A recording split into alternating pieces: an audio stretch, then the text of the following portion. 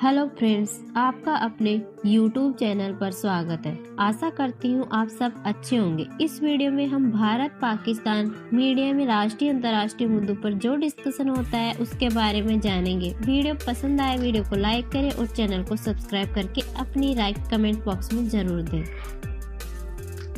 DRDO की तरफ से इंडिया के डिफेंस सिस्टम में एक ऐसा सिस्टम बनाया जा रहा है, एक ऐसा सिस्टम लॉन्च होने वाला है जिससे इस वक्त पूरी दुनिया हैरान हो रही है। तो ये मिसाइल के सुना है कि जो न्यूक्लियर मिसाइल है उसको तबाह करने के लिए ये बड़ा एक इम्पोर्टेंट चीज बनाई है हिंदुस्तान ने। बेसिकली इस सिस्टम में दो एडीज शामिल है। AD-1 मिसाइल की रेंज 3500 किलोमीटर, AD-2 की रेंज 5000 किलोमीटर की है। बेसिकली इस सिस्टम से अगर इंडिया में कोई मिसाइल या कुछ भी एंटर होना चाहेगा तो ये सिस्टम उसको ट्रैक करेगा और इंडिया में एंटर होने से पहले ही उसे तबाह कर देगा। तो 5000 किलोमीटर दूर अगर कोई भी ICBM हो, आप उसको इंटरसेप्ट करके उसको तबाह कर सकते हैं। ये वाला सिस्टम बहुत ही खतरनाक और बहुत ही स्ट्रॉन्ग माना जा रहा है और इसकी तारीफ हमें पूरी दुनिया में भी देखने को मिलती है और ये प्योरली मेड इन इंडिया का बना हुआ है। वो लोग प्रॉपर्ली मेड इन इंडिया के बना रहे हैं और उनकी रेंज काफी स्ट्रॉन्ग हो गई है। लेकिन मुल्क जिस तरह के पेचीदा माशी मामला तो हालात में है, इससे अब बाहर कैसे निकलें? डरते नहीं है पाकिस्तान से। अब इंडिया वाले पाकिस्तान के पास है क्या डराने वाला। DRDO की तरफ से इंडिया के डिफेंस सिस्टम में एक ऐसा सिस्टम बनाया जा रहा है, एक ऐसा सिस्टम लॉन्च होने वाला है जिससे इस वक्त पूरी दुनिया हैरान हो रही है। बेसिकली इस सिस्टम में दो एडीज शामिल है। AD-1 मिसाइल की रेंज 3500 किलोमीटर, AD-2 की रेंज 5000 किलोमीटर की है।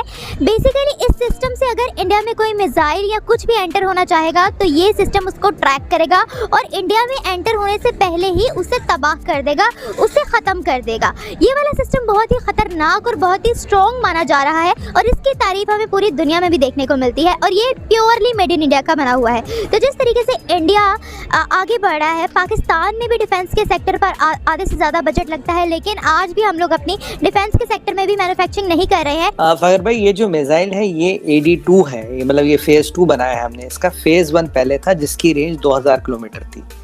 2000 किलोमीटर में जो थी वो एक्सोथर्मिक मिसाइल थी। एक्सोथर्मिक होती है basically that works on a red रे। मैं उस पर डिटेल में जाऊंगा। ये वाली जो है इसकी रेंज है 5000 किलोमीटर। तो 5000 किलोमीटर दूर अगर कोई भी ICBM हो, आप उसको इंटरसेप्ट करके उसको तबाह कर सकते हैं। तो अब ये क्या है कि ये जो एंडोथर्मिक है, एंडोथर्मिक होती है कि ये इसमें क्या होता है कि जो इसकी एनर्जी होती है वो एक ब्लू रे मैकेनिज्म होता है। इसमें 10x10 के मान लीजिए अंदर बर्फ के वो बनते हैं, मतलब ना ब्लॉक से। तो एक ब्लू रे से उसको ट्रिगर किया जाता है, जो टारगेट के आते हैं वो टूटते हैं और वो जाके हाई स्पीड से उस टारगेट के साथ टकराते हैं कई सारे, और जैसे वो टारगेट के साथ टकरा जाते हैं वो टारगेट खत्म हो जाता है।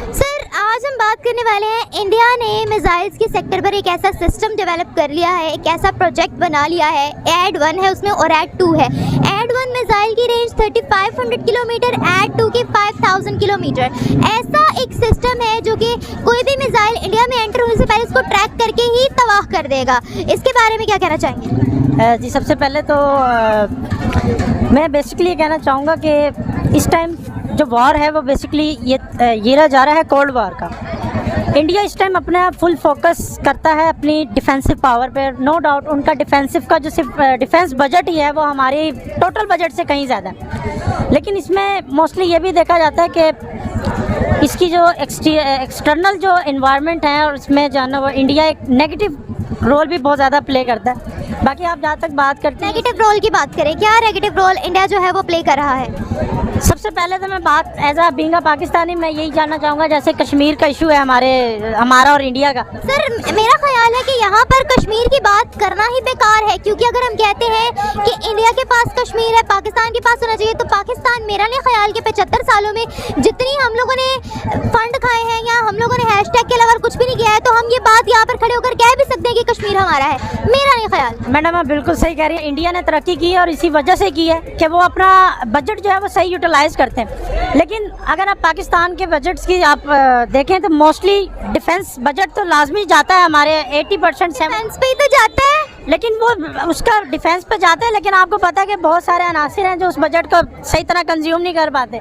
उसमें यह है कि देखें, अगर आपका जितना परसेंटेज बजट को जाता है, मेरे हिसाब से पाकिस्तान वो दुनिया का वाहिद मुल्क है जिसका 80% 80 to 89% बजट जो है वो डिफेंस में जाता है। फिर भी हम लोग जो है वो बाहर से चीजें इंपोर्ट करते हैं, हालांकि हमारा मुल्क का सबसे ज्यादा बजट जो है वो डिफेंस पर ही लगता है।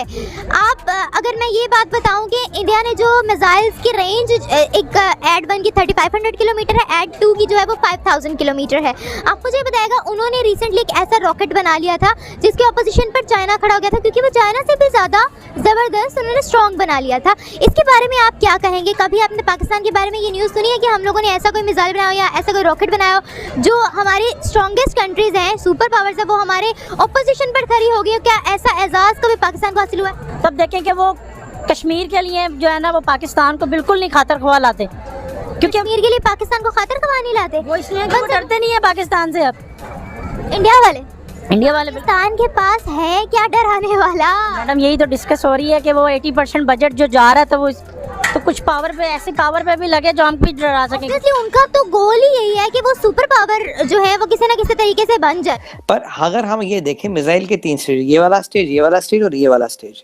जो आईसीबीएम होता है, आईसीबीएम एटमॉस्फेयर के बाहर जाता है तब वो ऐसे चलता है। जब एक बार वो आए तो उसको रोकना बहुत मुश्किल होता है, ऑलमोस्ट इम्पॉसिबल होता है। इसलिए ये वाला स्टेज जो है, चढ़ते आप रोक नहीं सकते। जब वो ट्रेवल कर रहा है यहाँ आप इसको रोक सकते हो। हमने इसके एडवांस रडार सिस्टम डेवलप किए हैं और अब हम इसके साथ एक इसकी ज्यादा रेंज वाला जो फेज 3 है वो वाला मिसाइल डेवलप करेंगे जिसकी रेंज और भी ज्यादा होगी, और इसके साथ एडवांस रडार्स, और दोनों आपको मैकेनिज्म डेवलप करने पड़ते हैं, एंडोथर्मिक भी एक्सोथर्मिक भी। एक रेड रे ऑपरेटेड होता है, एक ब्लू रे ऑपरेटेड होता है।